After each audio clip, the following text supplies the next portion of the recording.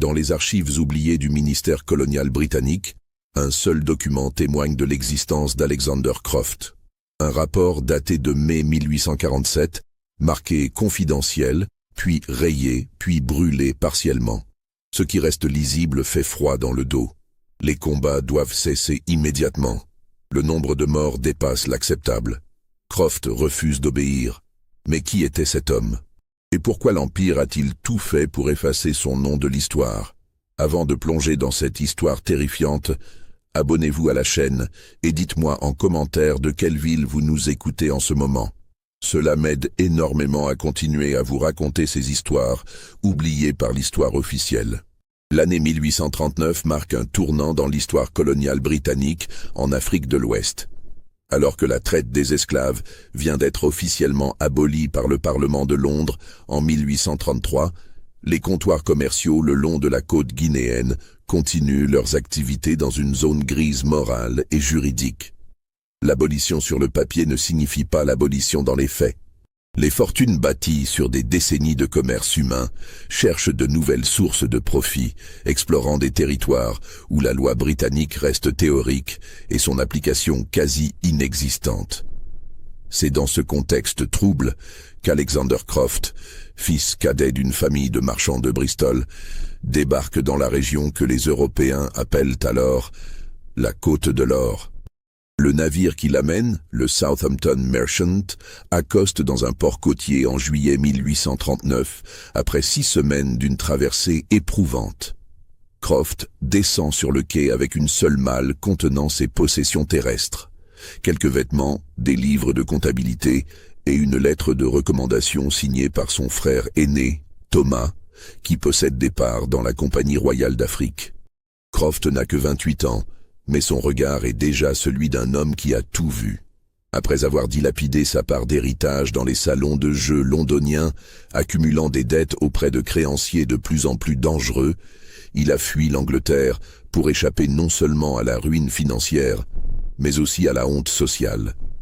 Sa famille, respectable et pieuse, l'a renié publiquement. Son propre père a déclaré dans une lettre glaciale « Tu n'es plus mon fils ». Que Dieu ait pitié de ton âme. L'Afrique représente pour Croft une dernière chance de fortune, loin des regards moralisateurs de la société victorienne et de ses propres échecs. Il arrive avec quelques lettres de recommandation, obtenues grâce aux relations commerciales de son frère qui, malgré le mépris familial, a eu la charité de lui offrir cette ultime opportunité. Croft s'installe dans un comptoir commercial géré par la Compagnie royale d'Afrique, situé à environ 15 km à l'intérieur des terres, accessible par une piste cahoteuse qui serpente à travers la forêt dense. Le comptoir se trouve sur les rives d'un fleuve dont le cours serpente entre des collines couvertes de végétation tropicale. L'endroit s'appelle Fort Wellington, un nom pompeux pour désigner une palissade de bois entourant quelques bâtiments délabrés. Un entrepôt principal où s'entassent des marchandises diverses, une résidence pour les Européens avec une véranda à affaisser, des baraquements pour les employés locaux et les interprètes, et une petite forge où un forgeron répare les outils. La chaleur y est écrasante, atteignant régulièrement 40 degrés à l'ombre. L'humidité permanente fait pourrir le bois, moisir les vêtements, et la fièvre emporte régulièrement les nouveaux arrivants. Sur les 12 Européens arrivés l'année précédente, seulement 4 sont encore en vie. Croft est nommé assistant du directeur du comptoir, un certain Edmund Harrington, un homme dans la cinquantaine, au teint jaunâtre et aux mains tremblantes. Harrington a passé 17 ans en Afrique, survivant à 3 épidémies de fièvre jaune et à 2 révoltes locales. Le climat l'a détruit. Il boit du rhum depuis le matin, prétendant que l'alcool tue les miasmes, et délègue la plupart de ses responsabilités à quiconque accepte de les prendre. Ses yeux, autrefois vifs selon les anciens employés, sont maintenant ternes et injectés de sang. Il passe ses journées sur la véranda, regardant le fleuve couler, marmonnant des phrases incohérentes. En quelques semaines, Croft comprend que le commerce officiel de l'ivoire, de l'huile de palme et des tissus ne rapporte presque rien.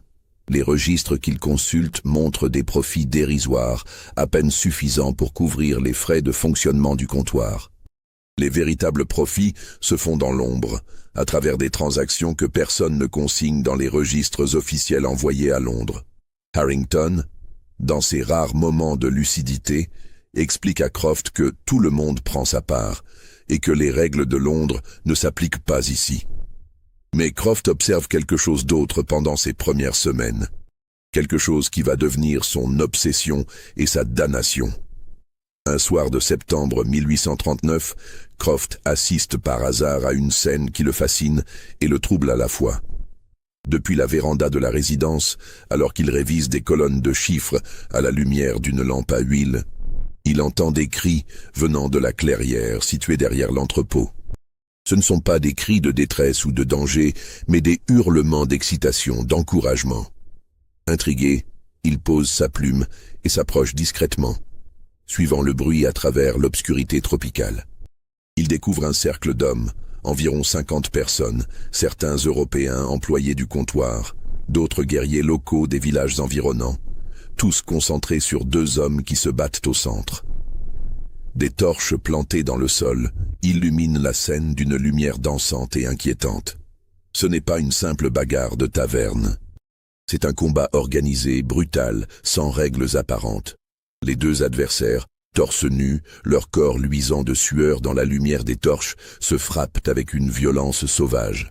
Croft voit les muscles se contracter sous la peau, les coups résonner avec un bruit sourd de chair contre chair.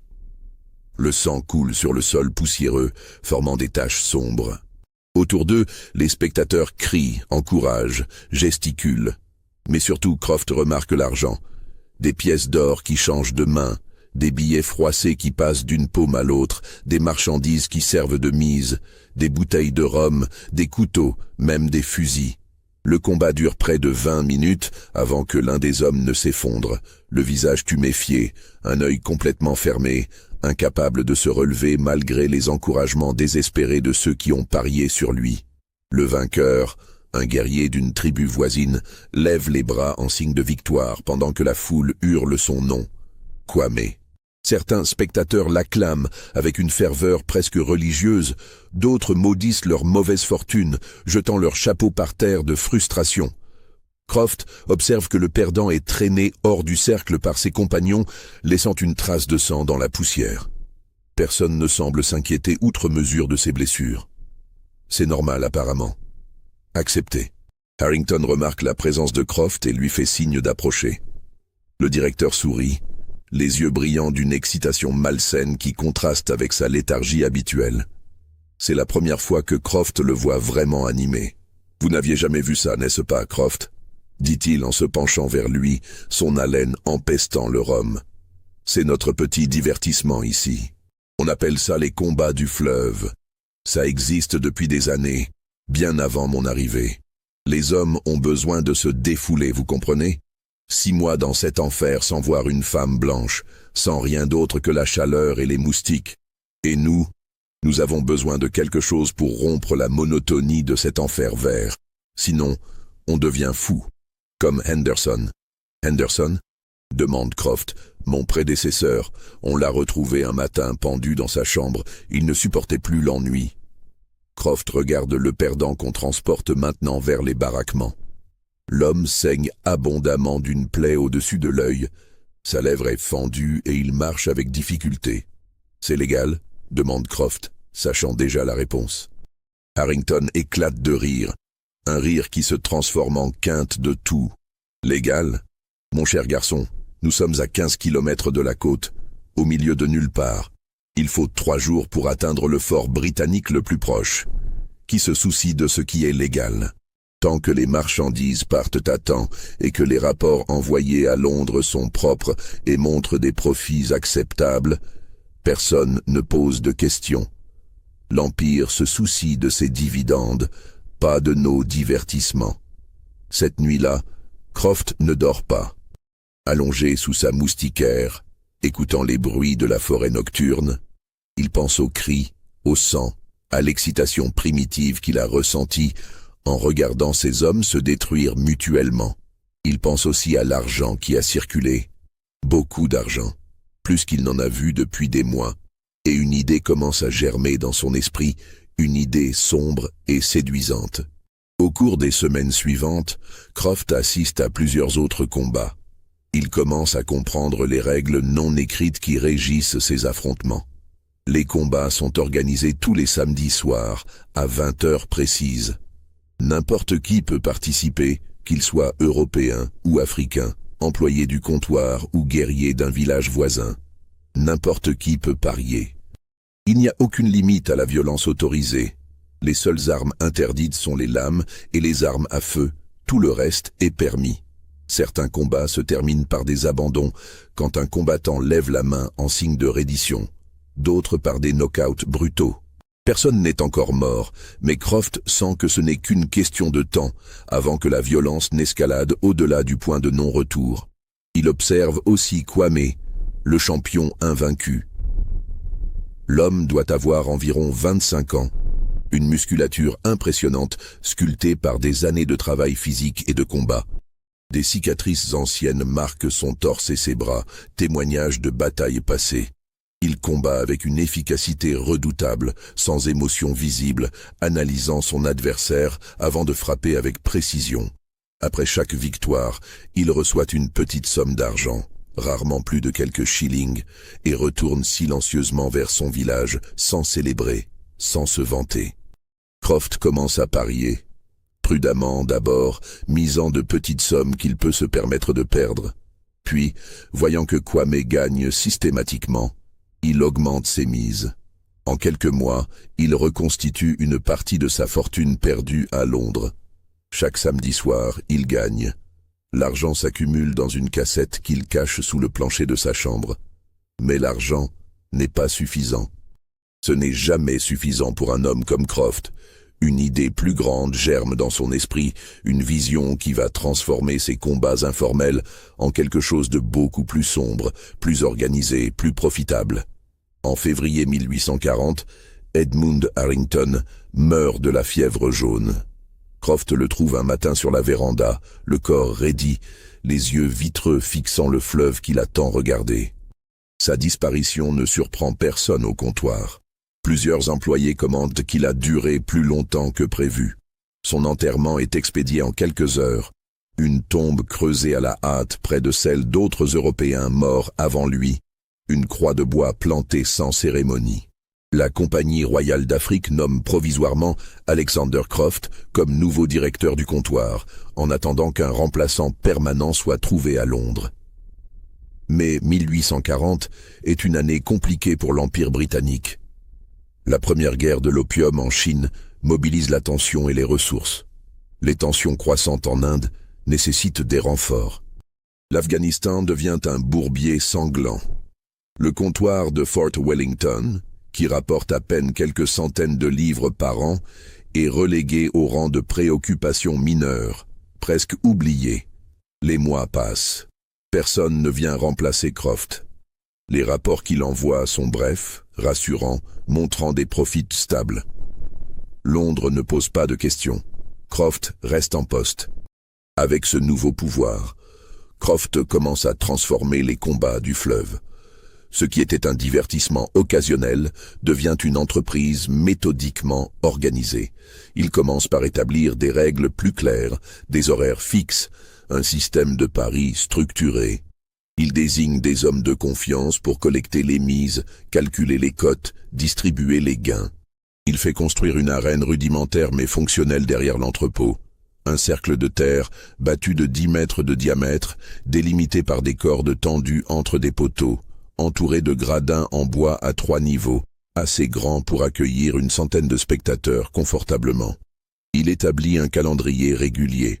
Au lieu d'un seul combat le samedi soir, il y en a maintenant 2 par semaine, le mercredi et le samedi. Il fait passer le mot dans les villages environnants, envoyant des messagers annoncer les événements à venir. Les foules commencent à grossir. Des marchands de passage s'arrêtent pour assister au combat. Des guerriers de tribus lointaines viennent tester leur valeur. Plus important encore, Croft change la nature des combats eux-mêmes. Il ne se contente plus d'organiser passivement. Il commence à manipuler activement. Il commence à recruter des combattants dans les villages environnants, parfois jusqu'à 50 km de distance. Il offre de l'argent sonnant et trébuchant, des marchandises précieuses, parfois même des armes. Il promet des récompenses importantes aux vainqueurs. 10 shillings pour une victoire, plus un pourcentage des paris. Pour des hommes qui vivent avec quelques pence par mois, c'est une fortune. Les guerriers les plus pauvres, ceux qui n'ont rien à perdre, ceux qui ont des familles à nourrir, acceptent.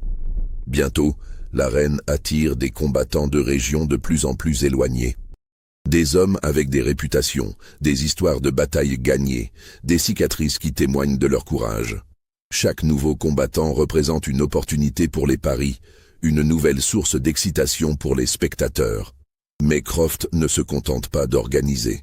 Il manipule, il orchestre et il crée des narratives. Il découvre que certains chefs de village ont des dettes envers le comptoir, accumulées sur des années de commerce déséquilibré. Il leur propose un arrangement pervers. Envoyer leurs meilleurs guerriers combattre dans l'arène et une partie de leur dette sera effacée. Pour chaque victoire, tant de shillings de dette annulés. Les chefs, coincés entre leur honneur et leur survie économique, acceptent. Ils envoient leurs fils, leurs neveux, leurs meilleurs hommes. D'autres fois, Croft utilise les rivalités ancestrales entre tribus. Il identifie les haines anciennes, les conflits territoriaux, les vengeances non assouvies. Il arrange des combats entre ennemis, sachant que ces affrontements attireront les foules des deux tribus, chacune pariant sur son champion. Il transforme des vengeances personnelles en spectacles sanglants, monétisant la haine. Les règles deviennent progressivement plus brutales. Les combats continuent maintenant jusqu'à ce qu'un adversaire ne puisse absolument plus se relever. Les abandons, autrefois acceptés, sont maintenant découragés. Croft instaure une pénalité pour ceux qui abandonnent. Ils perdent non seulement leur récompense potentielle, mais doivent rembourser une partie des paris perdus. Très vite, personne n'abandonne plus. On se bat jusqu'à l'inconscience. Croft introduit aussi des paris plus complexes, plus pervers. Non seulement on parie sur le vainqueur, mais aussi sur la durée du combat, sur la manière dont il se terminera, sur le nombre de fois qu'un combattant tombera avant la fin, sur quelle partie du corps sera la plus blessée. Il crée des cotes pour tout, transformant la souffrance humaine en une science mathématique du profit. Les profits explosent. En 6 mois, Croft gagne plus que le comptoir n'a rapporté en 5 ans de commerce d'ivoire. L'argent afflue de partout. Des marchands européens viennent de comptoirs voisins, parfois à plusieurs jours de voyage, uniquement pour assister au combat et parier. Des officiers de la marine britannique, en escale sur la côte pour des patrouilles anti-esclavagistes, montent jusqu'à Fort Wellington pour une soirée de divertissement. Même des chefs tribaux fortunés participent, misant l'équivalent de plusieurs années de récolte sur leurs propres guerriers. Croft tient des registres méticuleux de tous les combats, de tous les paris, de tous les profits. Il consigne tout dans des cahiers cachés, séparés des registres officiels du comptoir. Il envoie à Londres des rapports rassurants, montrant des profits modestes et réguliers du commerce de l'ivoire et de l'huile de palme, dissimulant soigneusement ses véritables activités. L'argent qu'il gagne, il le cache dans des coffres qu'il enterre sous sa résidence, enveloppés dans des toiles huilées pour les protéger de l'humidité. En 2 ans, il accumule plus de 2000 livres sterling, une fortune considérable. Pendant ce temps, Kwame continue de dominer l'arène. En 2 ans, de septembre 1839 à septembre 1841, il n'a perdu aucun combat. 24 victoires consécutives. Sa réputation grandit au-delà des frontières régionales. Certains le surnomment le Lion Noir, d'autres la mort silencieuse, d'autres encore l'invincible. Des guerriers viennent de centaines de kilomètres uniquement pour le défier et tenter de briser sa série. Mais personne ne réussit. Kwame les bat tous. Certains rapidement, en quelques minutes d'une violence explosive. D'autres après des combats longs et éprouvants qui durent plus d'1 heure. Mais le résultat est toujours le même. Kwame debout, son adversaire au sol. Les paris sur lui rapportent de moins en moins. Les cotes sont devenues tellement en sa faveur que parier sur Kwame ne vaut presque plus la peine. Pour gagner 10 livres, il faut en miser 50. Les spectateurs commencent à se lasser. Ils viennent encore, mais l'excitation n'est plus la même. Le résultat semble toujours connu d'avance. Croft commence à voir Kwame non plus comme un atout, mais comme un problème. L'arène a besoin d'incertitude, de suspense, de la possibilité réelle d'une défaite. Kwame tue cette incertitude. Un soir d'avril 1842, après un combat particulièrement violent, où Kwame a brisé la mâchoire de son adversaire en moins de 5 minutes, laissant l'homme inconscient et crachant du sang, Croft convoque le champion dans son bureau.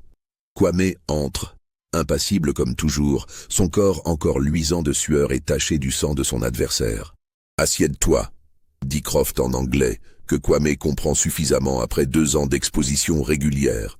Kwame reste debout, croisant les bras. Croft soupire. « Tu es le meilleur », dit-il finalement. Personne ne peut le nier. 24 combats sans défaite. C'est remarquable. Mais voilà le problème. Les gens se lassent. Ils veulent de la surprise, de l'incertitude, du suspense. Tu gagnes trop facilement. Les paris sur toi ne rapportent plus rien. Les spectateurs commencent à venir moins nombreux. Kwame le regarde sans répondre. Son visage une statue de pierre qui ne trahit aucune émotion. « Je vais te proposer quelque chose », continue Croft, se levant de sa chaise et tournant autour de son bureau. « Un dernier combat. Un adversaire exceptionnel, le meilleur que je puisse trouver. Si tu gagnes, tu reçois 10 fois la somme habituelle. 100 shillings. Tu pourras partir, acheter des terres, des armes, des bœufs, ce que tu veux. Tu ne devras plus jamais combattre. Mais si tu perds... » « Je ne perds pas, » dit simplement Kwame, ses premiers mots de la conversation. Croft sourit, un sourire qui ne monte pas jusqu'à ses yeux. « Nous verrons. Tout le monde perd un jour. La seule question est quand. » Les semaines suivantes, Croft lance une recherche obsessionnelle qui va consommer toute son attention. Il envoie des émissaires dans toute la région, parfois jusqu'à plusieurs centaines de kilomètres, avec une mission simple mais cruciale.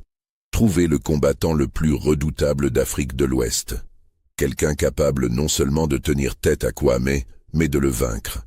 Il investit une partie considérable de ses profits dans cette quête. Chaque émissaire reçoit de l'argent pour les frais de voyage, des cadeaux pour faciliter les introductions auprès des chefs locaux et la promesse d'une récompense substantielle s'il ramène une information utile. Les rapports commencent à affluer. Des messagers reviennent avec des histoires de guerriers légendaires, chacun plus impressionnant que le précédent, selon les récits. On lui parle d'un guerrier du royaume Ashanti, au nord-ouest, qui aurait tué 12 hommes en combat singulier lors d'une bataille territoriale, ses ennemis tombant les uns après les autres devant sa lance et son bouclier. On mentionne un chasseur de lions de l'intérieur des terres qui affronte les fauves à main nue, étranglant les grands félins dans des combats qui durent parfois des heures, son corps couvert de cicatrices profondes laissées par les griffes. On évoque un ancien esclave devenu chef de guerre dans une rébellion réprimée. Un homme qui aurait survécu à 100 coups de fouet et qui se bat maintenant avec une rage qui terrifie ses adversaires.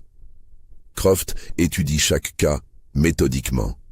Il fait venir certains de ses guerriers pour des combats d'essai contre d'autres adversaires, observant leur technique, leur endurance, leur intelligence tactique. Certains sont impressionnants mais manquent de discipline. D'autres ont la technique, mais pas l'instinct tueur. D'autres encore sont trop vieux, trop lents, trop prévisibles. Aucun ne semble capable de battre Kwame. Puis, en juin 1842, après 3 mois de recherche infructueuse, un de ses émissaires revient avec une information qui électrise Croft. L'homme, un interprète nommé Samuel qui a voyagé pendant 6 semaines, raconte avoir entendu parler, dans une région montagneuse à l'est, près de la frontière, avec ce qui deviendra plus tard le Togo, d'un village isolé gouverné par un chef de guerre nommé Kofi. Ce Kofi, explique Samuel, les yeux brillants d'excitation, n'est pas simplement un guerrier. C'est une légende vivante dans toute la région. Les gens parlent de lui avec un mélange de respect et de terreur. Il doit avoir environ 40 ans maintenant, mais on dit qu'il peut encore se battre mieux que des hommes moitié plus jeunes que lui. « Raconte-moi », dit Croft en se penchant en avant. Samuel continue. « Kofi a participé à toutes les guerres tribales de la région depuis 20 ans. On dit qu'il n'a jamais été vaincu en combat singulier. Jamais. Pas une seule fois. Dans les batailles, c'est lui qui mène les charges. Les guerriers ennemis le reconnaissent de loin à cause de ses cicatrices et fuient avant même qu'il ne les atteigne. Il a survécu à des blessures qui auraient tué n'importe qui d'autre. Une lance dans l'épaule, une flèche dans le ventre, un coup de machette qui lui a presque arraché le bras. Mais il est toujours là, plus fort qu'avant. Pourquoi n'en ai-je jamais entendu parler ? Demande Croft. Parce que son village est très isolé, dans les montagnes. Ils évitent le contact avec les Européens. Ils se suffisent à eux-mêmes. Kofi ne descend jamais vers la côte. Mais j'ai parlé avec des hommes qui l'ont vu combattre. Ils disent que c'est terrifiant. Il ne montre aucune peur, aucune douleur. Il peut se battre pendant des heures, sans montrer de fatigue. Et il a une technique, une science du combat que la plupart des guerriers n'ont pas. Il analyse son adversaire, trouve les faiblesses, frappe au bon moment. Croft sent son cœur s'accélérer. C'est exactement ce qu'il cherche, un adversaire qui pourrait véritablement défier Kwame, créer l'incertitude que son arène désire désespérément. Où exactement se trouve ce village ? Demande Croft, à environ 250 km au nord-est. Le voyage prend 8 à 10 jours à travers la forêt et les collines. Le terrain est difficile, il faut des guides locaux. Croft ne réfléchit qu'un instant. Prépare une expédition. Nous partons dans 3 jours. Je veux rencontrer ce Kofi. Le voyage qui suit est éprouvant. Croft part avec une escorte de 6 hommes armés, 2 interprètes dont Samuel, et 4 porteurs chargés de marchandises destinés à servir de cadeaux et de monnaie d'échange. Ils avancent lentement à travers une végétation dense, traversent des rivières en crue, grimpent des collines escarpées. La chaleur est accablante, les moustiques incessants. 2 des porteurs tombent malades de fièvre et doivent être renvoyés. Un des gardes se tord la cheville et boite pendant le reste du voyage. Mais Croft persévère, obsédé par sa vision du combat ultime. Chaque soir, autour du feu de camp, il imagine la scène. Kwame contre Kofi, 2 titans s'affrontant devant une foule en délire, les paris atteignant des sommets jamais vus, lui-même empochant une fortune. Ils arrivent finalement au village de Kofi le 8e jour, en fin d'après-midi. Le village est construit sur un plateau rocheux, offrant une vue défensive sur les vallées environnantes, entouré de palissades de bois renforcés de terre. C'est une communauté d'environ 300 personnes, organisée, prospère selon les standards locaux. Des champs cultivés s'étendent autour du village. Des enfants jouent entre les cases. Des femmes pilent du grain. Tout semble normal, paisible. Mais Croft remarque aussi les détails. Des lances alignées près de chaque case, des boucliers accrochés au mur, des hommes qui les observent avec des regards méfiants et des mains jamais loin de leurs armes. C'est une communauté de guerriers, toujours prête. Kofi les reçoit dans une grande case au centre du village. C'est un homme imposant qui correspond exactement à la description de Samuel. Plus grand que Kwame d'au moins 10 cm, peut-être 1,95 m, avec une musculature impressionnante malgré son âge. Ses cheveux sont grisonnants, coupés courts. Ses yeux sont d'une intelligence redoutable, perçants, évaluant Croft dès l'instant où il entre. Mais ce sont les cicatrices qui fascinent Croft. Le corps de Kofi est une carte de toutes ses batailles. Des lignes blanches courent le long de ses bras, de son torse, de ses jambes. Une cicatrice particulièrement impressionnante traverse son épaule gauche, descendant jusqu'au milieu de sa poitrine, résultat d'un coup qui aurait dû être mortel. Une autre marque profonde sur son avant-bras droit témoigne d'un coup de machette paré de justesse. Malgré tout cela, Kofi se déplace avec la grâce d'un guerrier encore au sommet de sa forme, chaque geste contrôlé, économique, efficace. À travers l'interprète Samuel, Croft expose sa proposition. Il commence par des formules de politesse, des compliments sur le village, des cadeaux offerts, des tissus précieux, du rhum, du tabac. Puis, il entre dans le vif du sujet. « J'organise des combats », explique Croft. « Des combats entre les meilleurs guerriers de la région.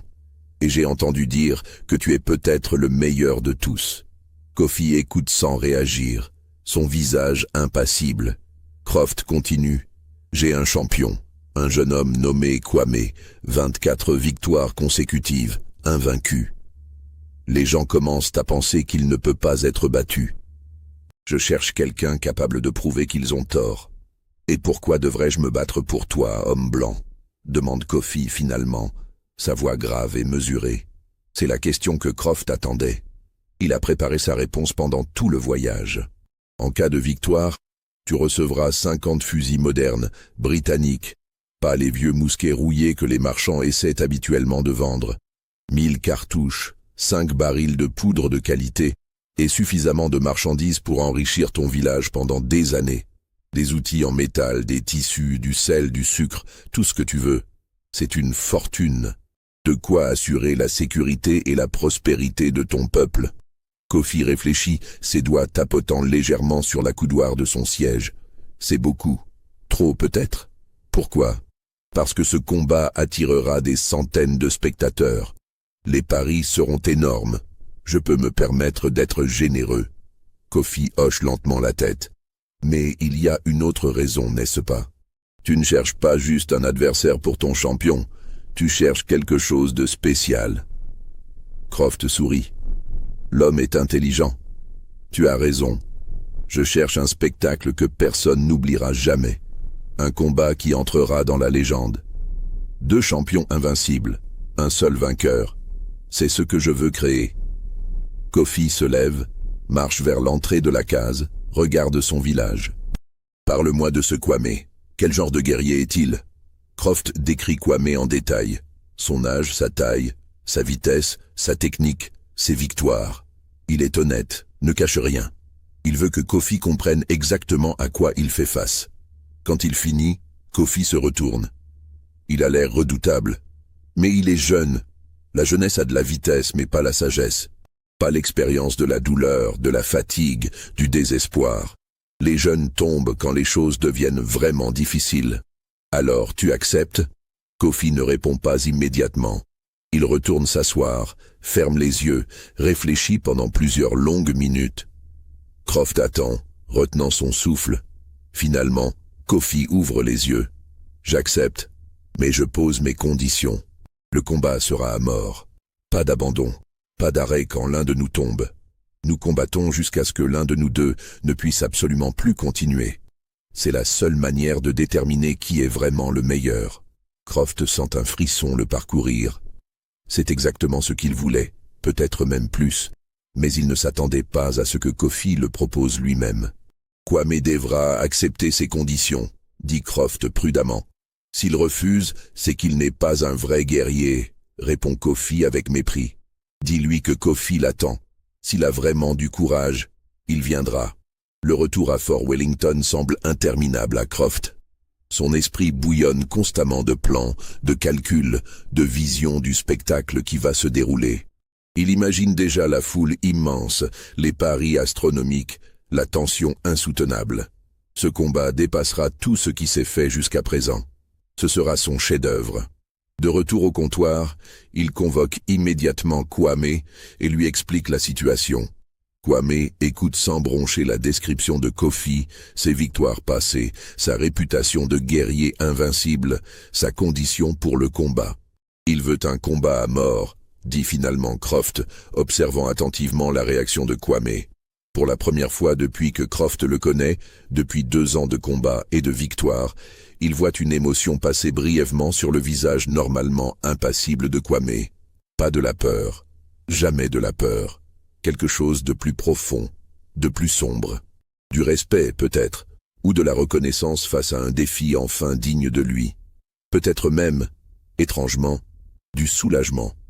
Le soulagement de ne plus avoir à combattre des adversaires inférieurs, de finalement rencontrer un égal. « J'accepte », dit Kwame simplement, sans hésitation. « Tu comprends ce que ça signifie ?» insiste Croft. « L'un de vous deux va mourir. Il n'y aura pas d'arrêt, pas de pitié. » Kwame le regarde droit dans les yeux. « Je comprends. Dis à Kofi que je l'attends aussi. Que le meilleur gagne. » Croft annonce le combat pour le 15 août 1842, donnant exactement 6 semaines pour préparer l'événement.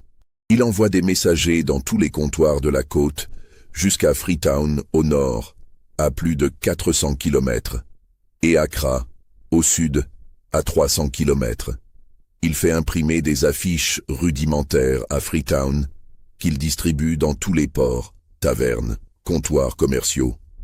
Le message est simple mais redoutablement efficace. Le combat du siècle. Kwame l'invincible contre Kofi le légendaire, 2 champions, 24 victoires contre 20 ans sans défaite. Un seul survivant, Fort Wellington, 15 août, 16 heures. La nouvelle se répand comme une traînée de poudre le long de la côte et dans l'intérieur des terres. Les commerçants en parlent dans les marchés, les marins en discutent dans les tavernes. Les guerriers tribaux évoquent l'événement autour des feux de camp.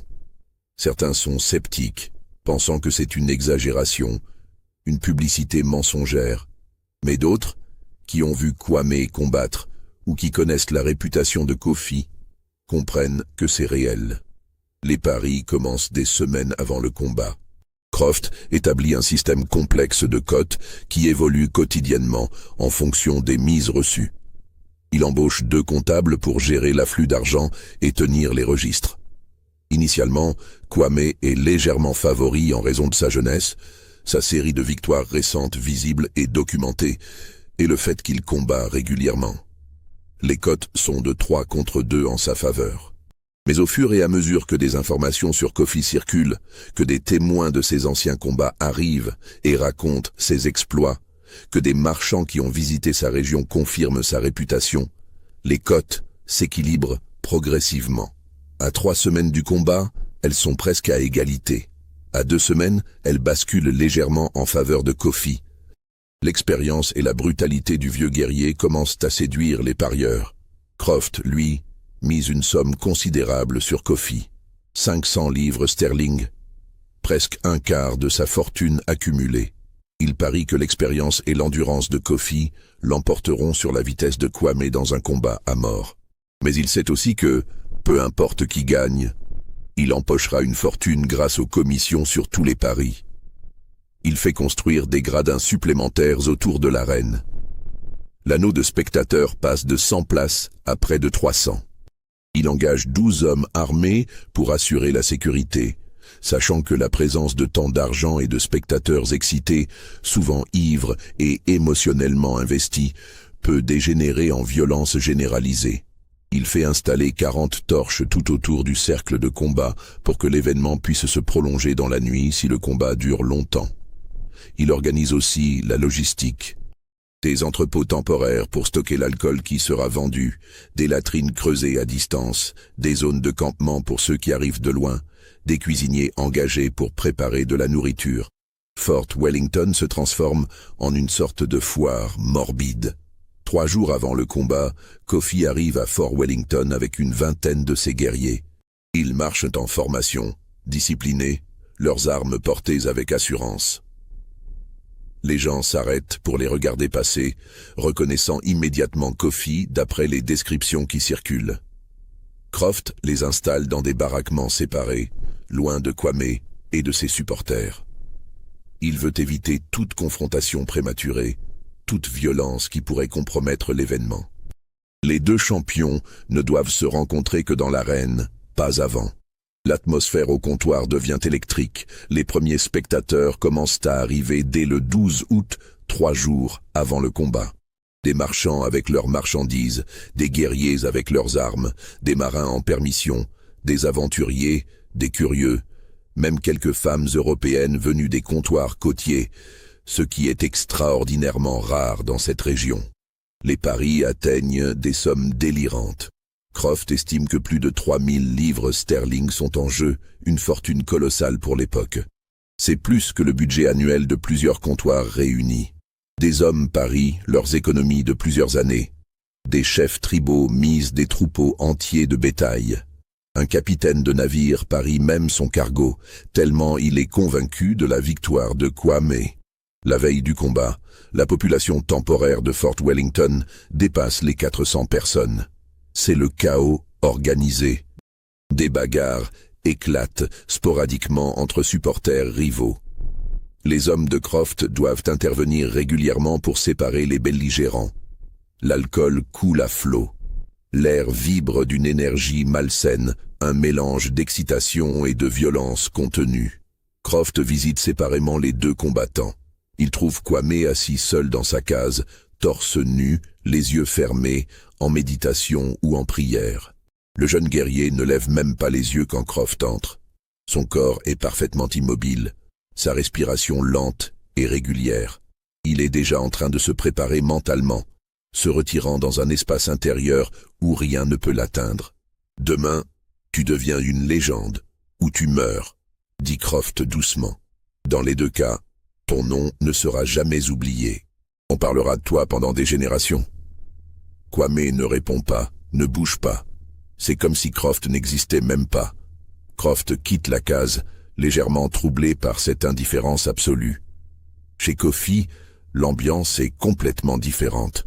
Le vieux chef de guerre est entouré de ces hommes qui chantent des chants de guerre traditionnels, leur voix grave résonnant dans la nuit. Kofi lui-même affûte méthodiquement une lance, même s'il ne l'utilisera pas dans le combat. C'est un rituel, comprend Croft, une manière de se connecter avec tous les combats passés, de puiser dans l'expérience accumulée. « Tu es prêt ?» demande Croft. Kofi continue d'affûter sa lance pendant un moment avant de répondre. « J'ai combattu des hommes qui voulaient détruire mon village, violer mes femmes, tuer mes enfants. J'ai affronté des guerriers possédés par la rage de la bataille, des hommes qui avaient déjà tué 10, 15 adversaires. Ce jeune Kwame, aussi talentueux soit-il, n'est qu'un danseur comparé à ce que j'ai affronté dans ma vie. » Oh non. Mais Croft, maintenant habitué à lire les hommes après des années d'observation, détecte quelque chose dans sa voix.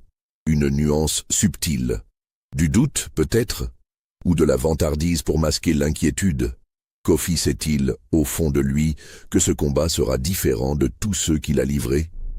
La nuit avant le combat, Croft ne dort pas une seconde. Il reste dans son bureau, éclairé par 3 lampes à huile, vérifiant et revérifiant ses registres de paris, comptant et recomptant l'argent accumulé, imaginant tous les scénarios possibles. Si Kofi gagne, Croft empochera près de 1000 livres sterling avec son propre pari, plus les commissions. Si Kwame gagne contre toute attente, les commissions seules lui rapporteront 7 à 800 livres. Dans tous les cas, c'est une fortune. De quoi quitter l'Afrique, retourner en Angleterre en homme riche, peut-être même racheter sa place dans la société qu'il a rejetée. Mais au-delà de l'argent, il y a autre chose, une excitation malsaine qu'il ne peut nommer. L'idée de ces deux hommes se détruisant mutuellement pour son divertissement et son profit le fascine d'une manière qui le trouble lui-même. À l'aube du 15 août, Fort Wellington ressemble à une foire grotesque. Des dizaines de spectateurs ont dormi sur place, installés dans des campements de fortune. D'autres continuent d'arriver tout au long de la matinée, venant parfois de très loin. Des marchands ambulants ont installé des stands pour vendre de la nourriture, des boissons, même des souvenirs. Des morceaux de tissu aux couleurs de Kwame ou de Kofi, des talismans censés porter chance. L'excitation est palpable, presque malsaine. Les conversations tournent exclusivement autour du combat à venir. Les paris continuent jusqu'à la dernière minute, l'argent changeant frénétiquement de main. Croft a décidé que le combat commencera à 16 heures précises, quand la chaleur du jour commence à décliner, mais qu'il reste encore plusieurs heures de lumière. Il veut que tout le monde puisse voir chaque instant clairement, chaque goutte de sueur, chaque goutte de sang. Si cela vous donne des frissons, n'hésitez pas à liker cette vidéo et à me dire en commentaire ce que vous pensez qu'il va se passer. Votre soutien m'encourage à continuer ces recherches dans les archives oubliées de notre histoire. À 15 heures, Croft fait commencer à rassembler les spectateurs. Le processus est lent, chaotique. Les gens se bousculent pour obtenir les meilleures places. Les gradins se remplissent rapidement. Les derniers arrivants devant restaient debout à l'arrière. Croft compte environ 350 personnes, peut-être même 400, un mélange absolument chaotique d'Européens en costume colonial trempés de sueur, de marchands côtiers en tenues variées, de guerriers tribaux portant leurs armes et ornements traditionnels, de chefs locaux accompagnés de leurs conseillers. L'argent continue de circuler frénétiquement jusqu'à la dernière minute. Les cotes finales se stabilisent à égalité presque parfaite. 50% pour chacun. Croft ferme officiellement les paris à 15h45, provoquant une vague de protestations de ceux qui voulaient miser encore. Ses comptables ont les mains pleines d'argent, les registres débordent de noms et de chiffres. À 15h50, Croft donne le signal. Un de ses hommes sonne une cloche, demandant le silence. La foule obéit lentement, les conversations s'éteignant progressivement. Kofi entre le premier dans l'arène, escorté par 4 de ses guerriers qui se retirent ensuite. Il porte seulement un pagne de combat traditionnel en tissu épais. Son corps massif est entièrement exposé, chaque cicatrice visible, une carte topographique de toutes ses batailles. Ses muscles, bien que marqués par l'âge et légèrement moins définis que dans sa jeunesse, sont encore impressionnants, durcis par 4 décennies de combat et de survie. Il lève les bras vers la foule, pivotant lentement pour que tous puissent le voir. La foule répond par un rugissement qui fait trembler les gradins. Puis Kwame apparaît, seul, marchant calmement vers le cercle. Plus jeune, plus lisse, comme une statue de bronze vivante animée par quelques dieux anciens. Pas une once de graisse sur son corps, uniquement du muscle fonctionnel sculpté par des années de travail et d'entraînement. Il ne salue pas la foule, ne lève pas les bras, ne montre aucune émotion. Il entre simplement dans le cercle délimité par les cordes et se place face à Kofi, à environ 5 mètres de distance. Pour la première fois, les 2 hommes se regardent vraiment, se jaugent du regard. La foule se tait progressivement, sentant l'intensité du moment. Même les plus ivres cessent leur bavardage. Croft monte sur une petite plateforme en bois, construite spécialement au bord de l'arène, surélevée pour que tous puissent le voir et l'entendre. Il lève les mains pour réclamer le silence complet. La foule obéit, le bruit diminuant, jusqu'à ce qu'on n'entende plus que le vent dans les arbres et les crépitements des torches déjà allumées, en prévision d'un combat long. « Messieurs !» crie Croft en anglais, sa voix portant dans l'air chaud de l'après-midi, tandis qu'un interprète à ses côtés traduit simultanément en plusieurs dialectes locaux. « Vous allez assister aujourd'hui à quelque chose d'absolument unique, quelque chose que vos enfants et les enfants de vos enfants raconteront encore. 2 guerriers invincibles. Kwame. 24 victoires, pas une seule défaite. Kofi. 20 ans de bataille, jamais vaincu en combat singulier. Un seul sortira vivant de ce cercle. Un frisson parcourt la foule. Même ceux qui connaissaient déjà les conditions du combat semblent soudainement réaliser pleinement la gravité de ce qui va se passer. Il n'y aura pas de pitié, pas d'arrêt, pas de cloche de sauvegarde. Il n'y a qu'une seule règle, continue Croft, sa voix montant. Le combat continue jusqu'à ce que l'un des 2 hommes ne puisse absolument plus continuer, jusqu'à la mort si nécessaire. C'est ce qu'ils ont tous les 2 accepté. C'est ce que vous allez tous témoigner. Il fait une pause, laissant ses paroles résonner. Que le meilleur gagne, conclut Croft. Il lève la maintient en l'air pendant 3 longues secondes, puis la laisse retomber brutalement. Le combat commence.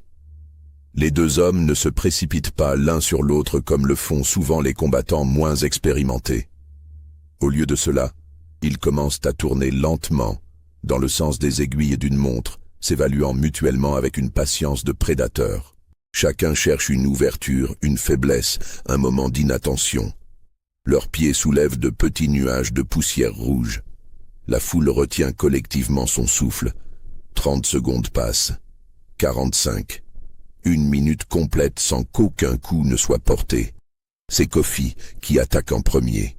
Un mouvement explosif, étonnamment rapide pour un homme de son âge et de sa masse. Son poing droit vise le visage de Kwame avec une force capable de briser un os. Mais Kwame, avec cette vitesse qui a fait sa réputation, esquive en inclinant simplement sa tête de quelques centimètres. Le poing de Kofi passe si près que Kwame sent le déplacement d'air sur sa joue. Kwame contre-attaque immédiatement, visant les côtes exposées du côté gauche de Kofi. Son poing s'enfonce dans les muscles intercostaux. Kofi absorbe le coup avec à peine un grognement, bloque le 2e coup de Kwame avec son avant-bras, et riposte avec un crochet du gauche. Les deux hommes échangent une série de frappes rapides, testant les défenses de l'autre. Chaque coup est précis, économique, porteur d'une force considérable. Le son de la chair contre la chair résonne dans l'air chaud de l'après-midi. La foule commence à encourager, mais reste relativement silencieuse, fascinée par la technique affichée. Après environ 2 minutes de cet échange initial, ils se séparent, reprennent leur distance, recommencent à tourner lentement. Tous deux respirent un peu plus fort maintenant, évaluant mentalement ce qu'ils viennent d'apprendre. Kofi change de stratégie. Il comprend qu'il ne peut pas égaler la vitesse pure de Kwame. Il se fait plus agressif, utilisant sa masse et son expérience pour pousser Kwame vers le bord du cercle, cherchant à limiter son espace de mouvement. Ses coups deviennent plus lourds, destinés non pas à finir rapidement le combat, mais à épuiser progressivement son adversaire plus jeune. C'est une stratégie de marathon, pas de sprint. Kwame résiste, utilisant sa vitesse pour esquiver, se déplacer latéralement, contre-attaquer avec des frappes précises, visant les points vulnérables, le plexus solaire, les tempes, la gorge. Chacun de ces coups est calculé pour infliger un maximum de dommages avec un minimum d'effort. Le combat continue, minute après minute, 5 minutes, 10, 15. La foule est maintenant complètement captivée. Les encouragements montent et descendent au rythme des échanges. Chaque coup solide provoque des cris. Chaque esquive habile suscite des exclamations admiratives. À 20 minutes, les deux hommes commencent à montrer les premiers véritables signes de fatigue. Le sang coule d'une coupure au-dessus de l'œil gauche de Kwame, résultat d'un coup de coude de Kofi. Le sang coule dans son œil, l'aveuglant partiellement. Kofi respire beaucoup plus difficilement maintenant, son torse massif se soulevant rapidement. Une ecchymose sombre se forme sur ses côtes droites, là où Kwame a frappé à répétition. Mais aucun ne ralentit. Aucun ne recule. Il continue, implacable. À la 30e minute, Kofi réussit son premier coup véritablement dévastateur.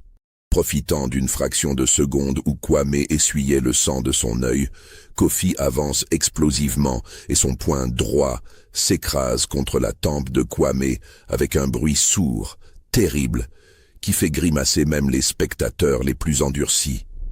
Kwame trébuche, déséquilibré, tombe sur un genou. Sa tête pend, ses bras tombent mollement. La foule explose en cris assourdissants. Les partisans de Kofi hurlent de joie. Croft sent son cœur bondir dans sa poitrine. Kofi va gagner, son pari va rapporter. Kofi avance pour finir le combat, levant son pied pour écraser la tête de Kwame. Mais Kwame se relève, lentement, chancelant visiblement, mais il se relève. Il lève les mains en position de garde, son regard toujours focalisé malgré la confusion évidente causée par le coup. La foule devient hystérique, partagée entre admiration et incrédulité. Kofi attaque de nouveau, sentant la victoire proche. Il déchaîne une série de coups puissants, utilisant toute sa force restante. Gauche, droite, gauche, droite. Kwame se défend tant bien que mal, reculant, esquivant de justesse certains coups, en absorbant d'autres. Son visage se transforme en un masque de sang et de contusion. Puis, dans un mouvement que personne n'a vu venir, que Kofi lui-même ne comprend qu'après coup, Kwame change brusquement de direction. Au lieu de continuer à reculer, il plonge bas, très bas, presque au niveau du sol, et frappe Kofi au plexus solaire avec toute la force qu'il peut rassembler. Le coup pénètre profondément dans l'abdomen de Kofi, expulsant tout l'air de ses poumons d'un seul coup. Le vieux guerrier se plie littéralement en deux, le souffle complètement coupé, ses mains agrippant instinctivement son ventre. Kwame ne lui laisse aucun répit. Il enchaîne immédiatement avec un coup de coude descendant sur la nuque de Kofi. Le coup résonne comme un coup de massue sur du bois. Kofi s'effondre face contre terre, soulevant un nuage de poussière. La foule devient absolument hystérique. Les partisans de Kwame, qui étaient silencieux il y a 30 secondes, explosent maintenant de joie. Ceux qui ont misé sur Kofi hurlent de frustration et d'incrédulité. Mais Croft, debout sur sa plateforme, regarde avec un mélange de fascination et d'horreur ce qui se passe ensuite. Kofi se relève. Difficilement, crachant du sang, ses bras tremblants sous l'effort, mais il se relève. Son visage est un masque de détermination pure, de refus absolu d'accepter la défaite. La foule se tait progressivement, comprenant qu'elle assiste à quelque chose d'extraordinaire. Ce n'est plus un simple combat. C'est une bataille de volonté, un affrontement entre deux forces qui refusent toutes deux de plier. Les deux hommes, maintenant tous deux sérieusement blessés, épuisés au-delà de ce que la plupart des humains pourraient endurer, continuent. Le combat perd progressivement de sa fluidité technique. Les coups deviennent plus lents, moins précis mais non moins déterminés. Ça devient une guerre d'attrition brutale, une question de qui va s'effondrer en premier, de qui possède la volonté la plus forte. 40 minutes après le début, les deux combattants tiennent à peine debout. Leurs corps sont couverts de bleu, de coupures, de sang qui coule de multiples plaies. Leurs visages sont presque méconnaissables, enflés et déformés. Chaque respiration semble une agonie, produisant des sons rauques et sifflants. Mais aucun ne veut abandonner. Aucun ne peut abandonner sans trahir tout ce qu'il est.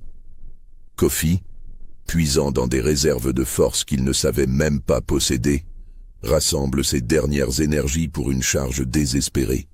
Il se jette sur Kwame et parvient à le saisir dans une prise d'étranglement, ses bras massifs se refermant autour du cou du jeune guerrier. Les deux hommes tombent au sol, roulant dans la poussière rouge qui se colle à leurs corps ensanglantés. Kwame frappe frénétiquement les côtes de Kofi avec ses poings, ses coudes, ses genoux, cherchant désespérément à se libérer de l'étreinte mortelle. Kofi serre de toutes ses forces, ses muscles du bras gonflés par l'effort ultime, ignorant la douleur des coups répétés. Le visage de Kwame commence à bleuir. Sa bouche s'ouvre, cherchant de l'air qui ne vient pas. Ses mouvements se font progressivement plus faibles, moins coordonnés. Ses yeux commencent à se révulser. Croft pense que c'est fini. Kofi a gagné. Son pari va rapporter. La foule crie, hurle, une cacophonie de voix qui se mélange en un rugissement primitif. Puis, dans un dernier sursaut de survie pure, un instinct animal qui dépasse toute technique ou entraînement, Kwame parvient à placer son pouce gauche dans l'œil droit de Kofi et pousse. Fort. Kofi hurle, un cri de douleur absolue qui traverse même le bruit de la foule. Il relâche instantanément sa prise, portant ses mains à son visage. Kwame aspire une énorme goulée d'air, toussant violemment, se dégage, roule sur le côté, se met péniblement à genoux. Kofi, un œil fermé et ensanglant, l'autre larmoyant de douleur, essaie désespérément de se lever. Ses mains cherchent appui dans la poussière. Ses jambes tremblent violemment. Il parvient presque à se mettre debout, mais ses genoux cèdent. Il tombe en avant, s'effondre complètement face dans la poussière. Kwame, titubant comme un homme ivre, se tient au-dessus de lui. Il lève lentement le pied, prêt à frapper la tête de Kofi pour finir définitivement le combat, pour accomplir ce qui avait été convenu. Un combat à mort. La foule entière retient son souffle. Même les cris s'éteignent. Tout le monde attend le coup final. Mais Kwame s'arrête. Son pied reste en l'air, tremblant. Le silence tombe sur l'arène comme un linceul. 400 personnes regardent, suspendues à cet instant. Kwame baisse lentement son pied. Il regarde Kofi, qui gît inconscient dans la poussière, son corps montant et descendant faiblement au rythme de sa respiration laborieuse. Puis Kwame lève les yeux et regarde directement Croft. « Non », dit-il simplement, sa voix rauque et à peine audible, mais portant néanmoins dans le silence absolu. « Assez ». Croft sent la rage monter en lui comme une vague de lave. Le combat devait aller jusqu'à la mort. C'était la règle convenue. C'est ce que Kofi avait exigé. C'est ce que tout le monde attendait. Ce pourquoi ils avaient payé. Le combat continue, hurle Croft depuis sa plateforme. Tu dois le tuer, c'était l'accord. Kwame le fixe avec des yeux qui semblent déjà morts, vidés de toute émotion. Non, je ne suis pas un assassin, je suis un guerrier, il y a une différence. Le combat est fini. La foule commence à gronder, un bruit sourd et dangereux. Certains applaudissent le geste honorable de Kwame, admirant sa compassion même dans la victoire. Mais beaucoup d'autres, surtout ceux qui ont parié gros, sont furieux. Les paris sont maintenant dans le chaos complet. Qui a gagné? Qui a perdu? Comment déterminer les paiements? Croft descend précipitamment de sa plateforme, fou de rage. Toute sa vision, tout son plan parfait s'effondre à cause de la conscience soudaine d'un guerrier. « Tu as accepté les conditions », crie-t-il en s'approchant de Kwame. « Tu dois le tuer. Finis le combat. » Kwame ne répond même pas. Il tourne simplement le dos à Croft et commence à marcher hors du cercle, chaque pas un effort visible, laissant des traces de sang dans la poussière. C'est alors que Croft commet l'acte qui va sceller son destin et transformer cette journée en tragédie. Dans un mouvement instinctif guidé par la rage, la frustration et la cupidité, il saisit un pistolet à silex à la ceinture d'un de ses gardes qui se tient près de la plateforme et, sans vraiment penser aux conséquences, tire sur Kwame. La détonation résonne comme un coup de tonnerre, amplifié par le silence qui précédait. La fumée du pistolet se disperse lentement dans l'air immobile. Kwame s'arrête net, titube, porte la main à son dos. Quand il la retire, elle est couverte de sang. Il tombe en avant, lentement d'abord, puis s'effondre complètement face contre terre. Le silence qui suit est absolu, total, terrifiant. Pendant 3, 4, 5 secondes, personne ne bouge, personne ne respire. Le temps lui-même semble s'être arrêté, puis l'enfer se déchaîne. Les guerriers qui étaient venus avec Kofi se jettent dans l'arène en hurlant de rage, brandissant leurs lances et leurs machettes. Les partisans de Kwame, choqués et furieux, les suivent immédiatement. En quelques secondes, ce qui était un spectacle organisé devient une mêlée générale, une émeute sanglante, incontrôlable. Des coups de feu éclatent partout. Les gardes de Croft tirent pour essayer de contenir la violence, mais ils sont largement dépassés en nombre. Des lames brillent dans la lumière déclinante du soleil. Des corps tombent. Des cris de rage et de douleur emplissent l'air. Croft, réalisant soudainement l'horreur absolue de ce qu'il a déclenché, tente désespérément de fuir. Mais il est immédiatement happé par la foule en furie. Des mains le saisissent de partout. Il sent des coups pleuvoir sur lui de toutes les directions. Un poing s'écrase contre sa mâchoire. Il sent quelque chose se briser, probablement son nez. Un coup de pied dans les côtes lui coupe le souffle.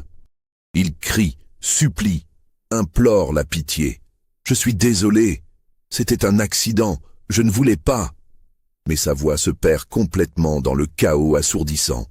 Il tombe, se recroqueville en position fétale alors que les coups continuent.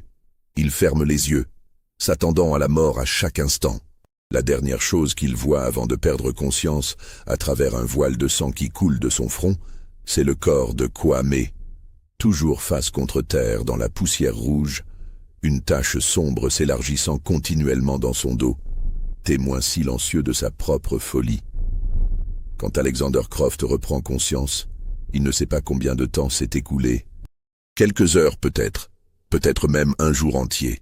Il est allongé sur un lit dur dans une cellule, non pas à Fort Wellington, mais dans un fort britannique sur la côte, à 3 jours de marche à travers la forêt.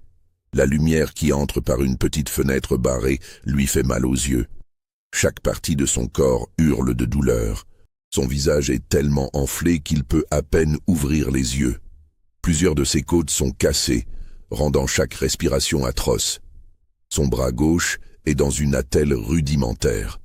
Un officier britannique entre dans la cellule, un capitaine dans la quarantaine avec une moustache soigneusement taillée et un regard de pierre. « Vous avez de la chance d'être vivant », dit-il sèchement. Un détachement de mes soldats patrouillait dans la région. Ils ont entendu les coups de feu et sont arrivés juste à temps pour vous sortir de là avant que la foule ne vous tue. Croft essaie de parler, mais sa mâchoire brisée rend les mots presque impossibles. « Ne parlez pas », ordonne l'officier. « De toute façon, je sais déjà ce qui s'est passé. J'ai interrogé des survivants. Le massacre à Fort Wellington a fait 23 morts et 47 blessés, dont certains mourront probablement de leurs blessures. Le comptoir a été complètement détruit par le feu pendant l'émeute. Tout a brûlé, les bâtiments, les entrepôts, les baraquements, tout. » Croft sent son cœur se serrer, ses registres, son argent caché. Si vous vous demandez pour vos profits, continue l'officier avec un sourire froid, tout a disparu dans les flammes. Vos coffres enterrés ont été trouvés et vidés pendant le chaos. Il ne reste rien. 3 semaines plus tard, quand Croft peut enfin parler et marcher péniblement, il apprend ce qui est arrivé aux autres. Kwame a survécu. La balle avait pénétré dans le haut de son dos, manquant de peu la colonne vertébrale et les organes vitaux. Il a été transporté dans son village par des partisans qui l'ont sorti du chaos. Des guérisseurs traditionnels l'ont soigné pendant des semaines. La fièvre a failli l'emporter plusieurs fois, mais il a survécu. Cependant, personne ne l'a jamais revu après sa convalescence. Il a complètement disparu, retournant dans l'intérieur profond des terres, loin de tout contact avec les Européens. Des rumeurs circulent. Certains disent qu'il a traversé des centaines de kilomètres vers l'est, qu'il a fondé un nouveau village dans une région inexplorée. D'autres prétendent qu'il a rejoint une armée tribale dans une région en guerre. Personne ne sait vraiment. Kwame est devenu un fantôme, une légende. Kofi a également survécu, bien que gravement blessé. Ses hommes l'ont ramené dans son village pendant le chaos. Son œil blessé ne s'est jamais complètement remis, le laissant partiellement aveugle du côté droit pour le reste de sa vie. Les fusils et les marchandises promis ne lui ont évidemment jamais été livrés.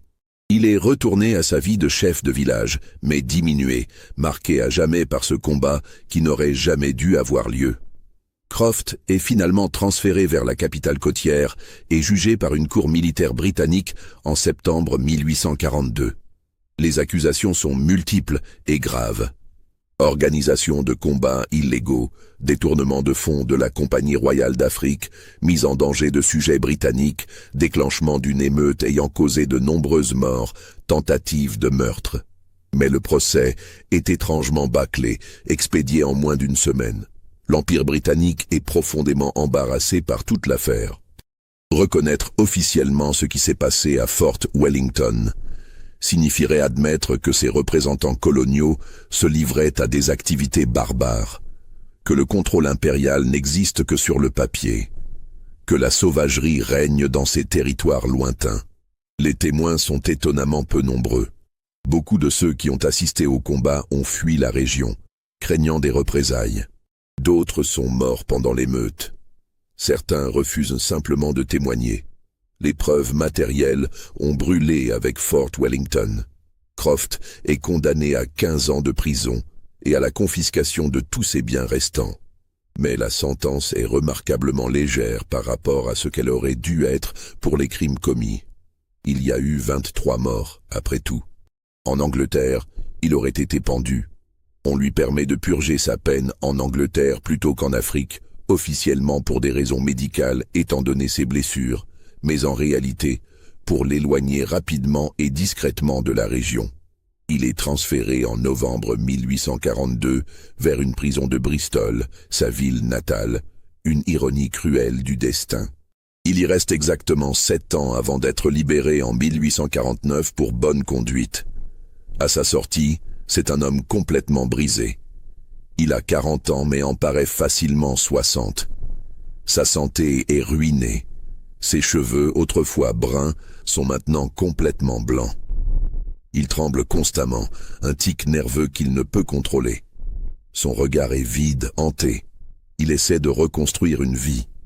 Son frère, par charité chrétienne plus que par affection, lui trouve un emploi de comptable dans un petit commerce de textile. Croft habite une chambre minable dans un quartier ouvrier, gagne à peine de quoi manger, vit dans un anonymat complet. Les quelques personnes qui connaissent son histoire le fuient, mais les cauchemars ne le quittent jamais. Chaque nuit, parfois plusieurs fois par nuit, il se réveille en hurlant, trempé de sueur. Il revoit le combat dans tous ses détails, il entend les cris de la foule, il sent le poids du pistolet dans sa main. Il voit Kwame tomber, encore et encore. Il sent les coups de la foule en furie qui le frappent. Parfois, dans ses cauchemars, il ne le laisse pas vivre. Il continue de le frapper jusqu'à ce qu'il meure. Il commence à boire, du gin bon marché qui brûle la gorge. Ça l'aide à dormir, mais les cauchemars sont encore pires quand l'alcool trouble son esprit. En mars 1853, la logeuse de Croft, une veuve âgée, Remarque qu'il n'est pas descendu pour le petit déjeuner. Elle monte frapper à sa porte. Pas de réponse. Elle entre avec son pince et trouve Alexander Croft pendu à une poutre du plafond, une chaise renversée à ses pieds. Il a 42 ans. Sur la table soigneusement pliée se trouve une lettre adressée au coroner. Une seule phrase écrite d'une main tremblante. « Je les entends encore combattre ». L'enquête du coroner conclut au suicide par pendaison. Croft est enterré dans une tombe anonyme du cimetière public de Bristol, sans pierre tombale, sans cérémonie. Personne n'assiste à l'enterrement à part le fossoyeur et un prêtre qui récite les prières habituelles sans conviction. Les autorités britanniques ont fait leur possible pour enterrer l'affaire aussi complètement qu'elles ont enterré Croft. Les rapports officiels sur Fort Wellington mentionnent seulement un incident regrettable survenu en août 1842 ayant conduit à la fermeture temporaire du comptoir. Le nom de Croft a été systématiquement effacé ou noirci dans tous les documents administratifs accessibles au public. Les registres détaillés du procès ont été classés confidentiels et enterrés dans les archives du ministère colonial. Le site de Fort Wellington lui-même n'a jamais été reconstruit. La Compagnie royale d'Afrique a décidé qu'il n'était pas rentable de réinvestir dans un lieu associé à tant de violence. Le site est retourné progressivement à la forêt. En quelques années, la végétation a tout recouvert, mais les histoires circulent toujours. Dans les ports d'Afrique de l'Ouest, dans les tavernes fréquentées par les marchands et les marins, dans les villages de l'intérieur, on raconte encore l'histoire de l'homme blanc fou qui a organisé des combats à mort et qui a fini par détruire tout ce qu'il avait construit par sa propre cupidité et sa folie. Les détails varient selon qui raconte l'histoire. Ils s'embellissent avec le temps, se déforment, deviennent plus grands que nature. Certaines versions parlent de combats entre des dizaines d'hommes simultanément, d'arènes gigantesques pouvant accueillir des milliers de spectateurs, de paris impliquant des fortunes royales.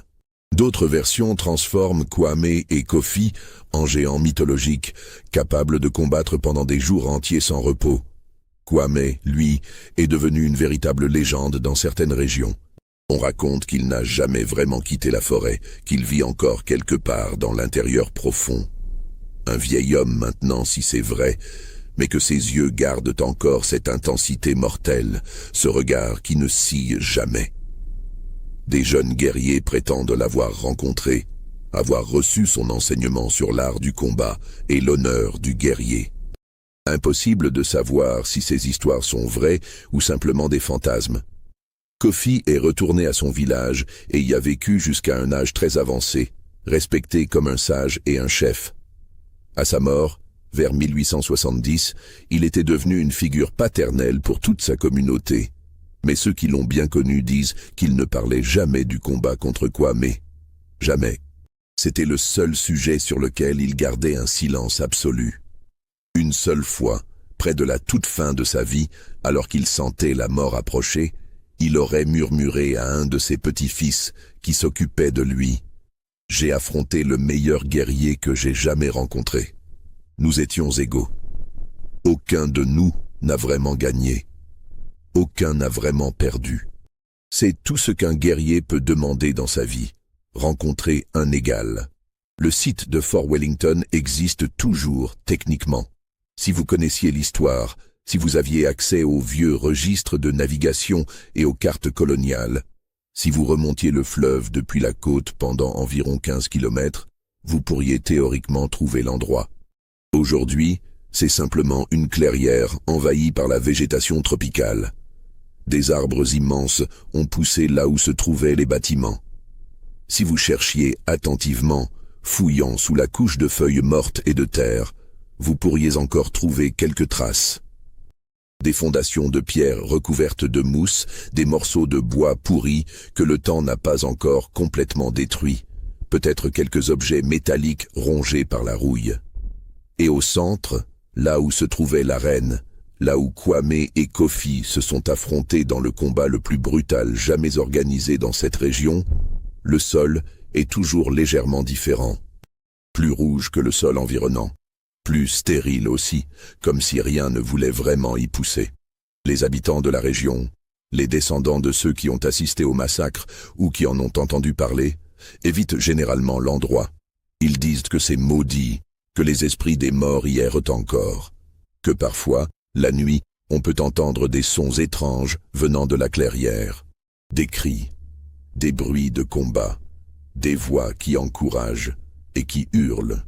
C'est probablement juste le vent dans les arbres, le cri des animaux nocturnes, peut-être des singes qui se battent dans la canopée, l'imagination qui joue des tours dans l'obscurité tropicale.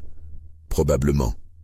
Mais les gens évitent quand même l'endroit, par précaution, par respect pour les morts. Ou peut-être parce qu'au fond, une partie d'eux se demande si les histoires ne contiennent pas un grain de vérité.